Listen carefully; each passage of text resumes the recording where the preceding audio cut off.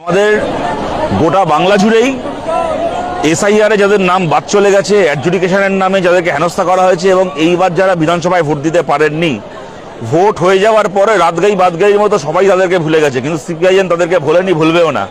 তাদের প্রত্যেকের নামকে, প্রত্যেক বৈধ ভোটার, ন্যায্য ভোটারের নামকে পশ্চিমবাংলার ভোটার তালিকায় ফেরানোর জন্য আমাদের লড়াই চলছে।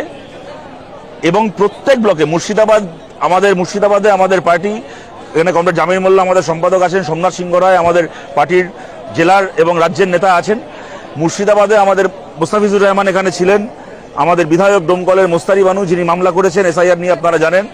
এখানে আমাদের পার্টি সিদ্ধান্ত নিয়েছে প্রত্যেক ব্লকে এইটাকে নিয়ে আগামী কয়েকদিনের মধ্যে প্রত্যেক ব্লকে ডেপুটেশন হবে। আমাদের পরিষ্কার দাবি, হিয়ারিং এর নাম করে লোককে কলকাতায় পাঠানো, এই করা, হেনস্থা করা চলবে না।